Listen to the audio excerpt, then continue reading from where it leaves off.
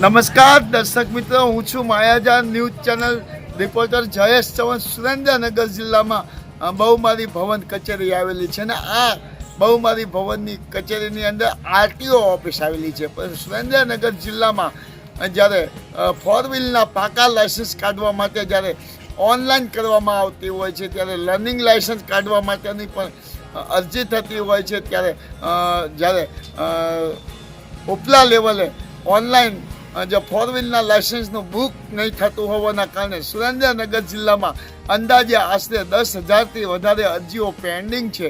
જેના કારણે four wheel વાહન ચાલકોના વાહનના લાયસન્સો પાકા નીકળતા નથી.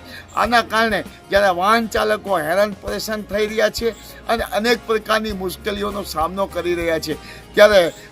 જ્યારે રાજ્ય સરકારની આરટીઓની જે વડી કચેરી દ્વારા જ્યારે સુરેન્દ્રનગર જિલ્લામાં 70% જેટલા લાયસન્સોની ફોર વ્હીલના પાકા લાયસન્સ માટેની અરજીઓ પેન્ડિંગ છે અને આજે એને 1 વર્ષ પૂર્ણ થવા આવ્યું છે. જ્યારે લર્નિંગ લાયસન્સ માટે એની જે રિન્યૂ કરવાની તારીખ રિન્યૂ કરવાનું હોય છે તેનું 1 વર્ષની અવધિ હોય છે. 1 વર્ષની અવધિ પૂર્ણ થઈ જવા આવી છે.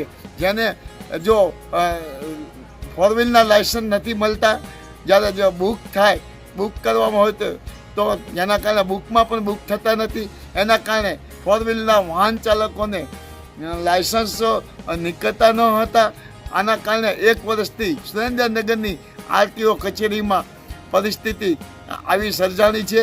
ત્યારે રાજ્ય સરકારે આની ઉપર ગંભીર વિચારણા કરી અને સુરેન્દ્રનગર જિલ્લામાં આરટીઓ કચેરીઓમાં ઓનલાઈન મારફત કે ફોર વ્હીલના લાયસન્સ ધારકોની જે અરજીઓ કરી છે તેનો નિકાલ કરવો જોઈએ, જેથી વાહન ચાલકોને લાયસન્સ સરળતાથી મળી રહે તેવી વ્યવસ્થા જ્યારે આરટીઓ કચેરી રાજ્યની વડી કચેરી દ્વારા વ્યવસ્થા ઊભી કરવી જોઈએ. જ્યારે વાહન ચાલકો પાસે જ્યારે ફોર વ્હીલના લાયસન્સો કાઢવાના હોય છે અને લાયસન્સો ન હોવાના કારણે ઘણીવાર ગંભીર ભયંકર અકસ્માત સર્જાતા હોય છે. તેના કારણે અનેક પ્રકારની મુશ્કેલીઓનો સામનો પણ કરવો પડતો હોય છે. માયાજાર ન્યૂઝ, જયેશ ચૌહાણ, સુરેન્દ્રનગર.